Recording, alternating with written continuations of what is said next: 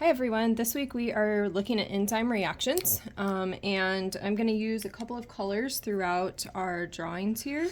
I'm going to use orange for enzymes, and then enzymes catalyze a reaction that the substrate is going through. So E for enzyme, S for substrate.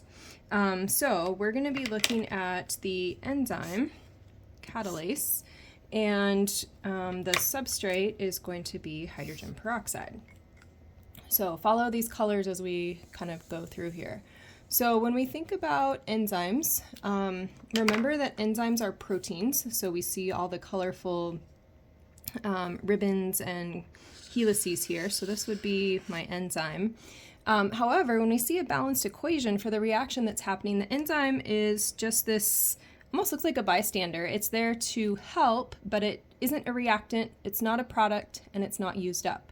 So catalase is going to be our enzyme that we work on or work with today. And our catalase, we're going to find that in bananas. So in another sketch of the enzyme substrate reaction, the catalase, which we're going to get from a banana, is here.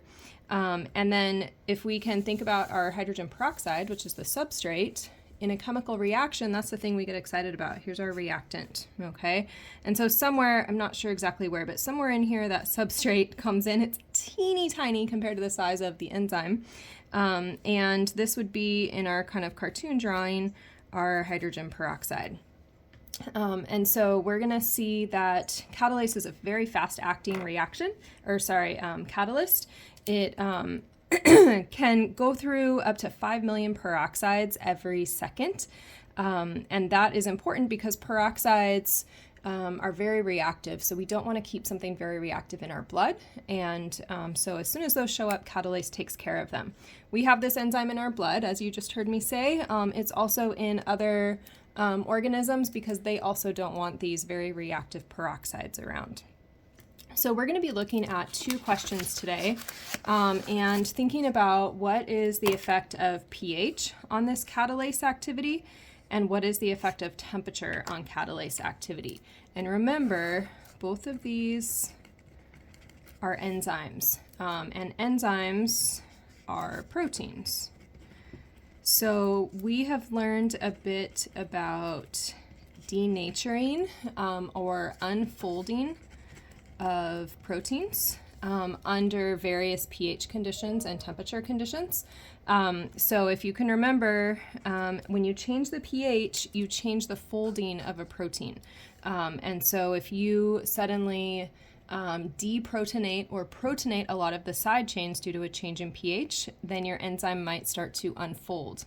An enzyme that unfolds is no longer functional. You're going to see a decrease in function, or maybe complete stop of function.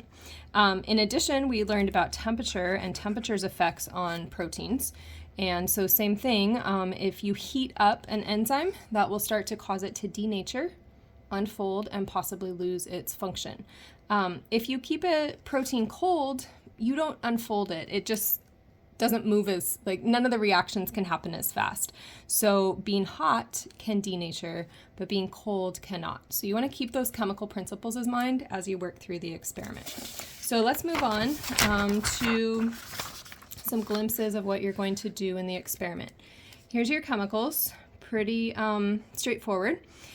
Here's your equipment and some other options depending what you have around your house, okay? As usual, you want to pay utmost attention to your safety and waste, so be safe and dispose according to what you see on the labels for the peroxide and the vinegar. Wash your hands well, and don't taste or eat anything that's in the experiment. So in our experiment, let me just go up and highlight for you again. So our enzyme is going to be that banana, and our substrate is going to be the peroxide. And then we're going to treat that with the acid and base, with the heat and cold, okay? So in part A, you're going to be looking for what is the impact of having the enzyme present, of having the substrate present. And so you're going to first make sure that you put a few pieces of banana in the freezer. And then you're going to kind of go through this same process in every experiment where you first soak your banana and then you're going to put it into one of the official cups, like cup 1.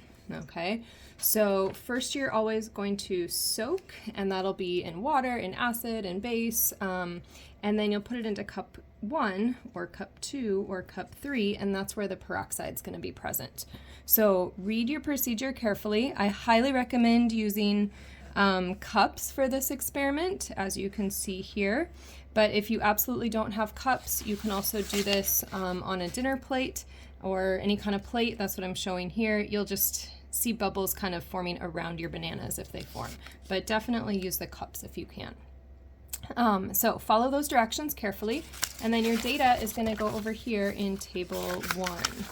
So table 1 is on page 6, and you've got the reaction here again, just to help you remember that you've got your substrate, peroxide, that's what we're looking at here, all the way across, and then we're looking at having our enzyme present, and so our enzyme source is going to be chunks of banana. And you'll note that the things we're going to be working on are what is the temperature of that enzyme, what is the pH of that enzyme, and then we're just going to be using hydrogen peroxide throughout the whole day. But that's kind of a mindset for you to have as you're working on these. So let's go back to part B to take a look at what you're going to do in part B. You've got in color, it's much better, but a little picture of what a bubbly banana might look like. In part B, you're going to be checking the effective pH. So we're going to say, hey, how does our enzyme work when we change the pH? And so again, you're going to have your 3 containers for your soaking ahead of time, and then you'll have your 3 containers.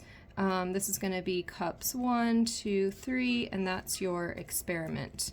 So first we'll soak at various pHs, and then we will move those bananas. Each little banana will get moved into a cup, and in those cups we will have some hydrogen peroxide. Remember, hydrogen peroxide is our substrate.